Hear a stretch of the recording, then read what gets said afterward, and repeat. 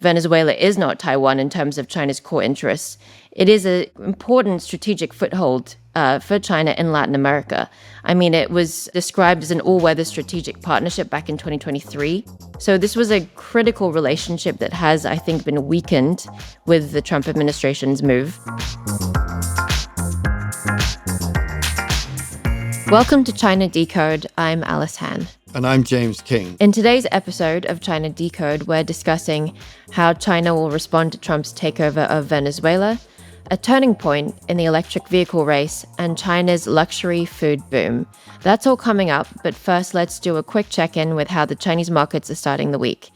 On Monday, the Shanghai A-share index rose 1.4% on its first trading day of the year.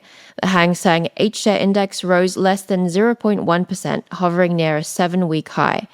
Oil companies PetroChina and China National Offshore Oil Corporation both fell more than 3% due to their ties to Venezuela. And Minimax, a Shanghai-based AI company backed by both Alibaba and Tencent, is expected to begin trading on the Hong Kong Stock Exchange within the week at an IPO valuation of $6.5 billion. All right, let's get right into it. China just watched the US pull off a lightning strike and takeover in Venezuela, removing the leader, Nicolas Maduro, and threatening to take some control over the nation's oil industry.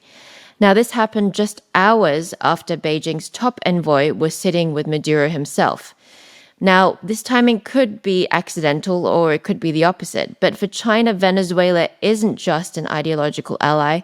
It is a significant energy supplier, a major debtor, a strategic foothold in Latin America, and a test case for pushing against U.S. dominance in the Western Hemisphere. A day after the U.S. operation, the Chinese Foreign Ministry declared itself, quote-unquote, deeply shocked and strongly condemned the flagrant use of force by the United States against a sovereign state.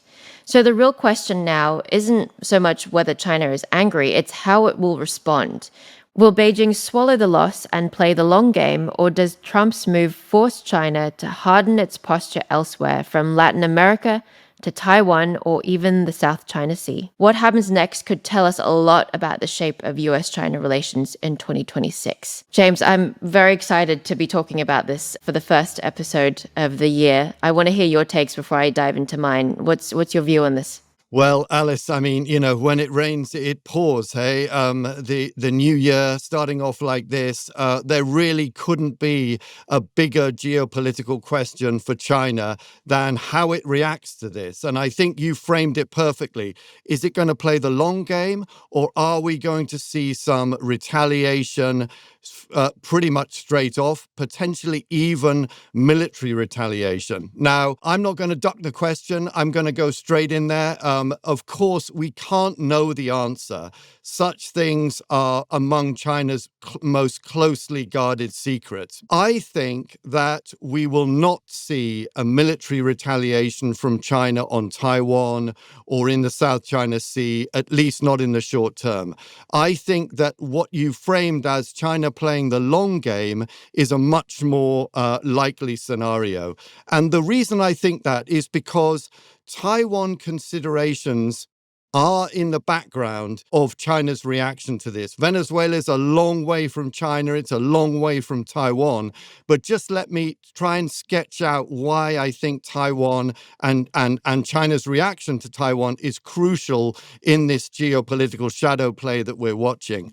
I think that the way in which the US framed its move on Venezuela as part of its attempts to shore up its backyard, to concentrate on what both Trump and Marco Rubio described as the Western Hemisphere, I think that that may give China a ray of hope, or at least cause to wait and see whether the US is really serious about concentrating its geopolitical attention onto the Western Hemisphere, which of course doesn't include Taiwan or China, and thereby move away or shift the focus of its geopolitical reach away from China's sphere of influence.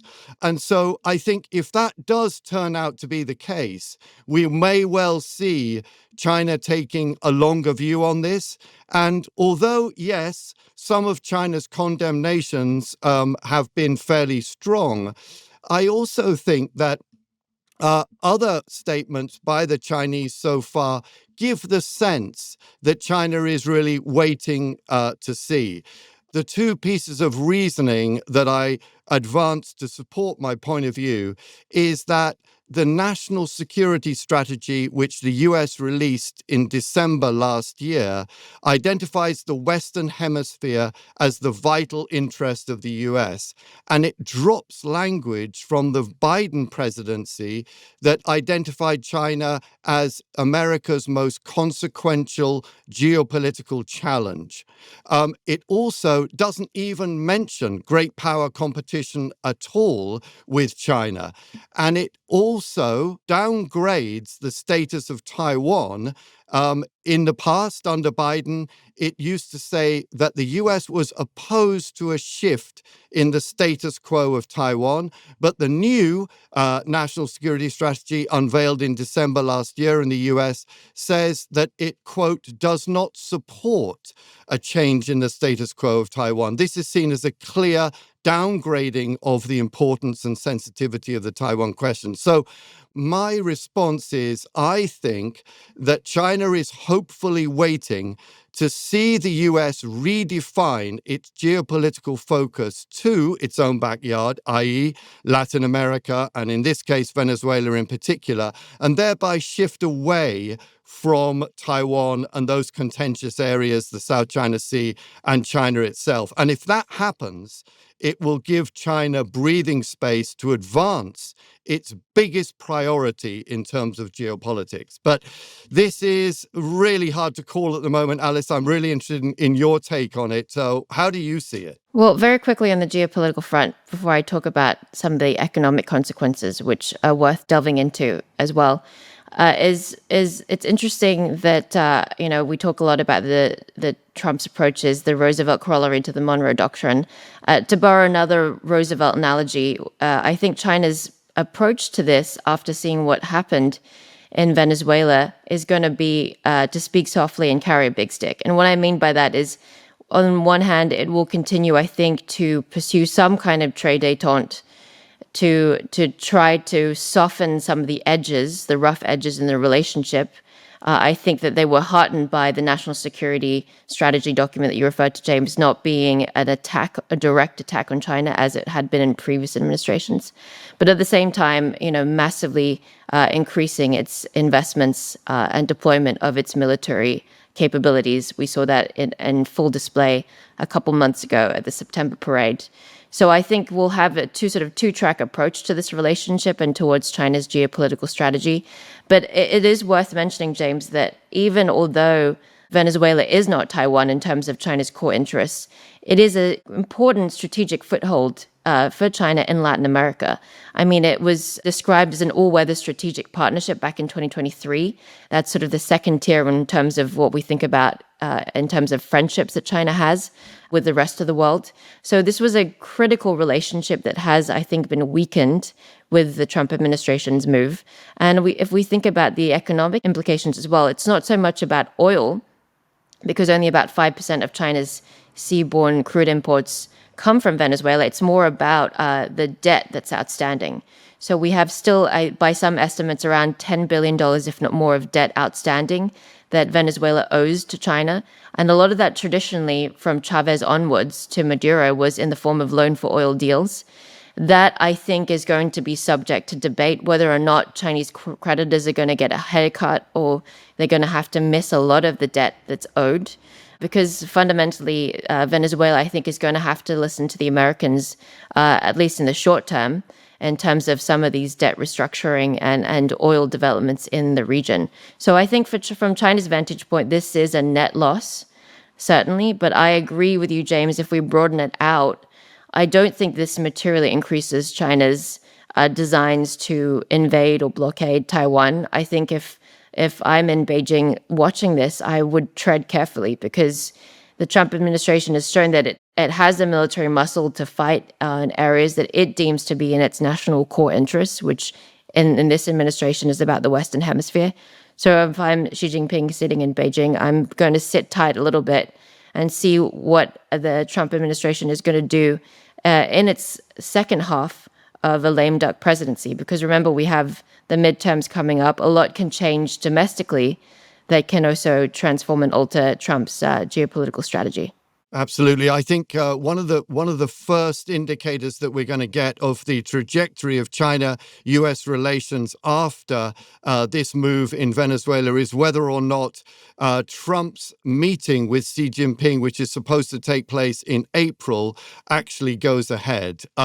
If we start seeing that, that meeting is called off or people are talking about rescheduling a meeting, then I think it will be a sign that things are going badly wrong in the US-China relationship, perhaps partly because of these tensions and losses that China's going to suffer over Venezuela. But if China gets a sense that there's something to play for on its crucial priority of Taiwan, i.e. a softening of the US position on Taiwan, then I would expect China to be pushing full steam ahead for that meeting to go ahead. Yeah, I agree. I think that will be the next litmus test in April if the two presidents meet and whether or not Taiwan is on the table, so to speak. And I'm sure that the Chinese will be testing the Americans to see to what extent the Trump administration is willing to sacrifice blood and treasure for a Taiwan campaign, which, at least to my mind, when I think about the Trump clan and the people around Trump, I mean, including, frankly, Rubio as Secretary of State,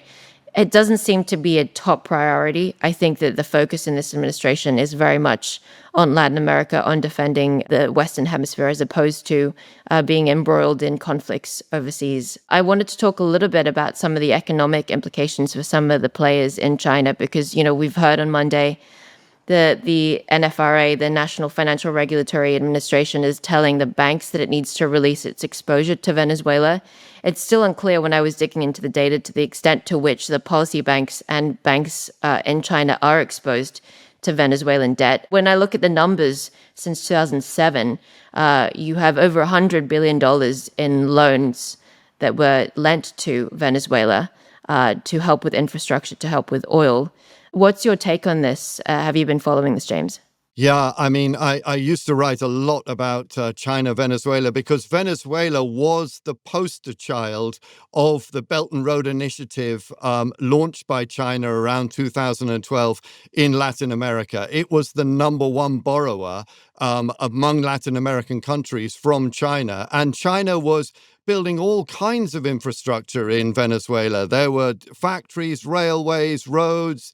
It really was a showcase of what China could do, and China wanted to show the whole region. And I remember back in the days of former President Hugo Chavez in Venezuela talking about the alliances between China and Venezuela as like a great wall of friendship that obviously we were supposed to read in would sort of keep the Americans out. And so, as you rightly say, Alice, Venezuela has been really crucial for China, but less so recently. And as you've already sketched out, I think if we boil it down to brass tacks, I think China stands to lose about 10 billion US dollars in loans that are not repaid if the deal doesn't go to its advantage. And also, there's a potential that it could lose around 2 billion in terms of investment that was intended by Chinese companies in the Venezuelan oil sector that may now not go ahead. Those are big numbers, but they're not catastrophic. China has lent more than 2 trillion US dollars as part of its Belt and Road Initiative, according to aid data, a US consultancy, over the last 10 or more years. So 10 billion, it's a large number, but it's not catastrophic in terms of the general reach of China's development lending around the world. Yeah, I'm going to agree with that. I think that the bigger implication is the geostrategic one for China and Latin America. And when we broaden it out to China's allies or partners. I feel very much that the axis of ill will has been weakened. Iran has been weakened substantially by Israel over the last few years. This is yet another, I think, ally and partner for China that has been weakened under this administration. So we'll have to see what happens in 2026 with the rest of the players. Okay, we'll be back with more after a quick break, and stay with us. Welcome back. Tesla has just lost its crown. The company's sales fell 16% at the end of 2025, hit hard by the rollback of US EV tax credits, and for the first time, China's BYD has overtaken Tesla as the world's top electric car maker. It's a sharp turn for a company that once aimed to dominate global auto sales and is now betting its future on self-driving tech and robots. James, let's go right into it. I have a lot of opinions, but I want to get your take on why BYD has finally overtaken Elon Musk's Tesla. It's not been a good year for Elon Musk, 2025, I have to say. Yeah, I mean, this is one of the great corporate rivalries of our time. I mean, it's rather like the Coca-Cola versus Pepsi, Apple versus Microsoft, McDonald's versus Burger King. But this time it has an extra twist because this is an American high-tech champion versus a Chinese high-tech champion. And the bare facts are that Tesla has lost its global sales crown to BYD, the Chinese car maker, after almost a decade as the world's best-selling EV brand. This is because both BYD's numbers were up very sharply in 2025. They got a 28% increase in global sales, and Tesla's sales were down 8.6% for the year.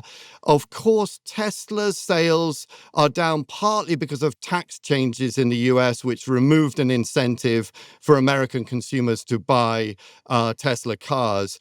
But more generally, I think, and this is where I think the main story is, BYD is steamrolling into markets all over the world, here in Europe. And I've actually driven one of the BYD cars as it came off the first shipment to Australia. There was a massive ship transporter and about 5,000 BYD cars came off the ship. And I drove one in 2024 in Bremen. And I have to say, it took me a while to understand how to use it. There were so many kind of gadgets and dials, and the car was talking to me in German, which I speak very poorly. But after I got going, I have to say it was a very smooth ride. So it's a piece of high technology. But I think the crucial point is that the BYD car that I was driving, which was the Dolphin Surf, cost about 23,000 euros. That's almost half the cost of the Tesla Model 3. And I have to say the cars are comparable in terms of their technology and their look. And I think that fact lies behind why BYD has managed to record 1 million sales of vehicles outside China last year. That's up an incredible 150% from 2024. So I think Tesla is being beaten by a cheaper car that looks kind of almost as good and is technologically either on a par with Tesla or even slightly better. What's your opinion, Alice? Well, at the risk of being contrarian, James, I'm going to take the other side of it and say that BYD may have peaked, and some of these EV players may have peaked, at least domestically in China. Just to give people a sense of the numbers, BYD sold 2.26 million electric vehicles this year. Tesla sold 1.63 million. So that's quite a big delta between the two players. But a lot of it, James, I mean, to your point, still is a domestic-driven story. I think the majority of EVs sold by BYD still consumed by Chinese consumers. That trend that in the last few years has shifted. We're seeing more that are going out. But we can also discuss whether or not that is going to be an ongoing trajectory, given some of the trade barriers that countries like the EU, for instance, are putting on China. But when I look at the domestic outlook, what's interesting to me is that the government, just in the last week or so, has announced that it's going to get rid of some of the tax waiver for the purchase tax on EVs. So originally there should be a 10% purchase tax. There was a full 100% exemption of that for a couple of years. As of this year, it's going to be a 50% exemption, so effectively a 5% purchase tax on all EVs.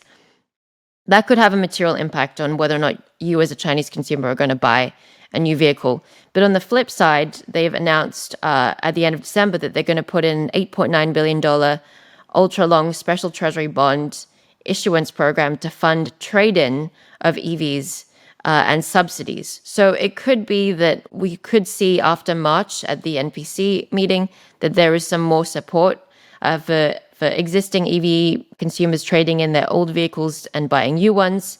But we're also seeing an economy that's still trapped in some kind of deflation. Consumers are not spending as much as the government wants them to.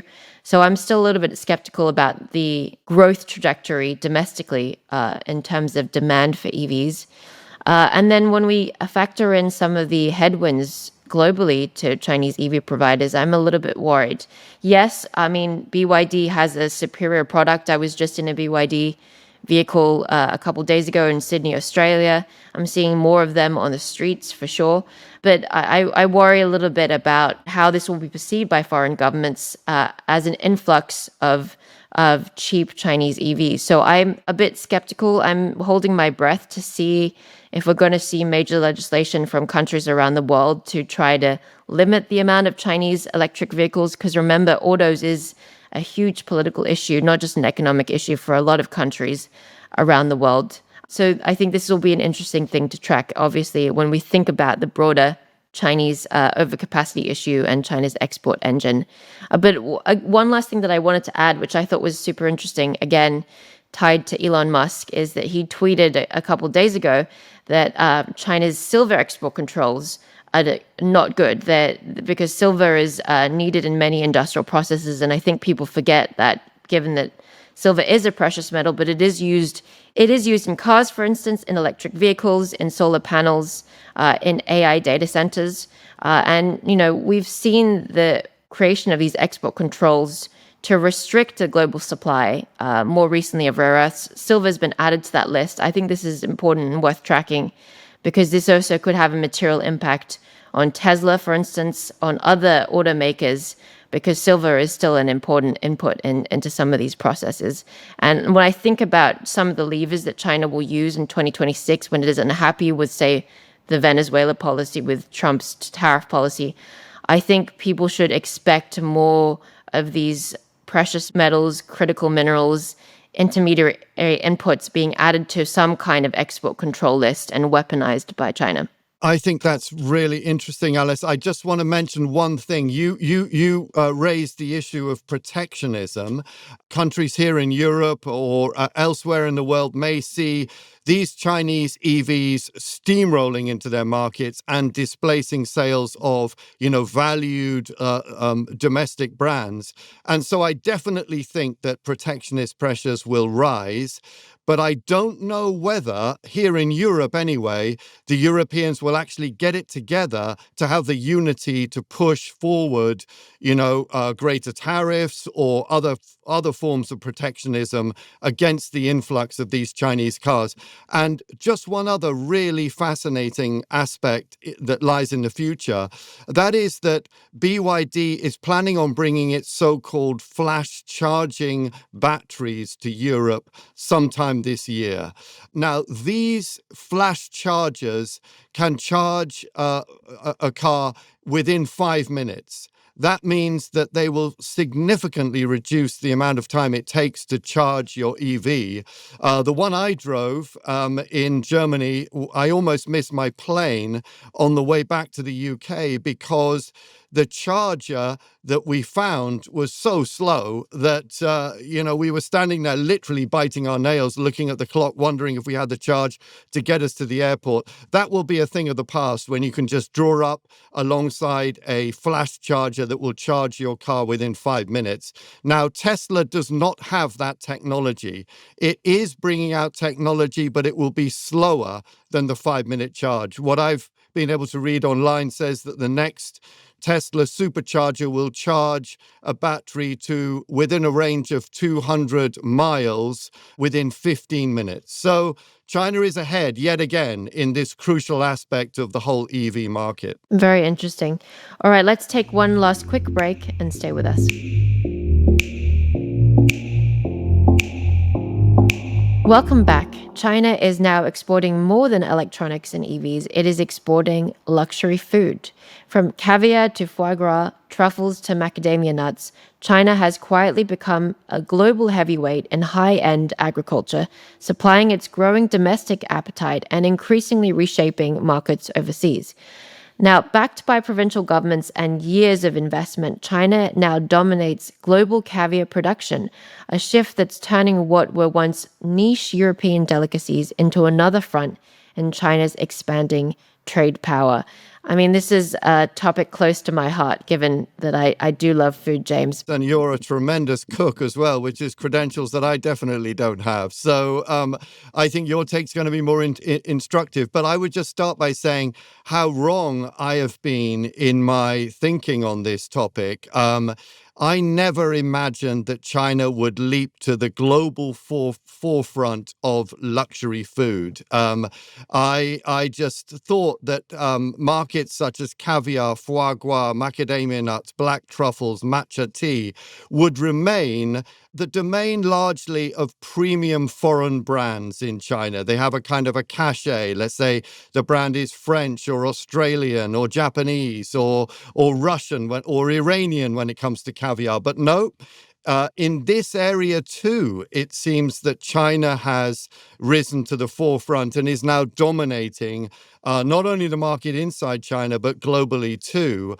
I just never imagined that that would happen. The Financial Times has got a really good piece on this phenomenon.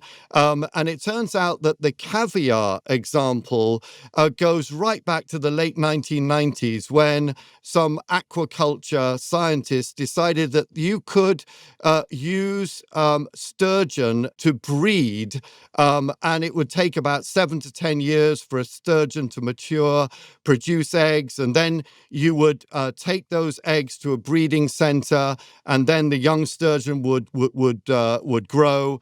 And that's how this market has developed. So since that time, when China produced almost no sturgeon, to 2024, China produced 43% of the global total. I just find that extraordinary. But tell me, Alice, how are you seeing this whole topic? Well, firstly, I have to preface this with the fact that, when I love European food, and I think there's something special about, Parmesan coming from the region of Italy, jamon iberico coming from Spain. There's something that is unique about those flavors and the artisanal nature of how that developed. And when I mentioned this topic to a couple of European friends of mine, I think they were very upset by this because their immediate reaction was, well, it's never going to taste as good as what we produce here in Europe.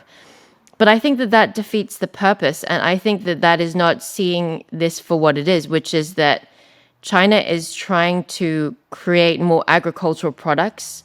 It is trying to develop more high technology and agricultural development aspects, I think, which will both appear in the 5-year plan in March.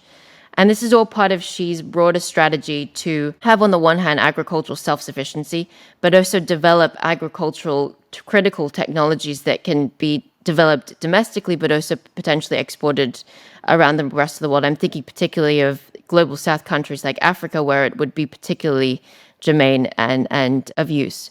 So when I think about this, I think about it more in the context of China, using its export engine and manufacturing engine to the food realm.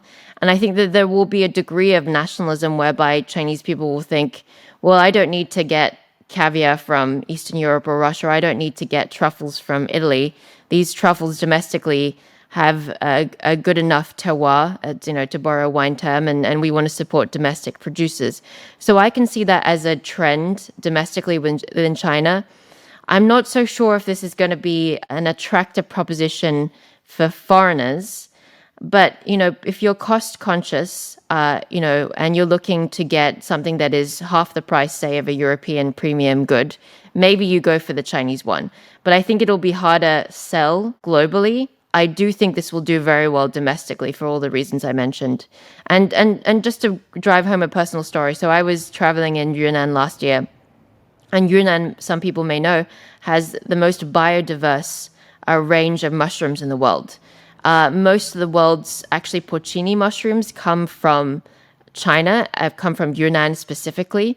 And China accounts for a third of the world's truffles. And exports went up 60% since last year. I actually went to an Italian's factory in Yunnan, and he was producing porcini mushrooms, portobello mushrooms, truffles, which he was selling in powdered form or dried form to the European market. And apparently, Europe does not have enough porcini mushrooms to make all those risotto sachets. So in some ways, China is part of this global industry because it has the ability to produce en masse and at scale. And so I think that there will be areas like this dried mushroom powder that I'm talking about where China is already being globally accepted. And I don't think people actually even realize that. And one last fun fact that I have about this is that apparently people in China don't like the taste of truffles. So it's a very easy sell to cultivate that domestically in Yunnan and then sell it to the rest of the world because it's not seen as a delicacy in China, which I thought was quite interesting comparative advantage at play.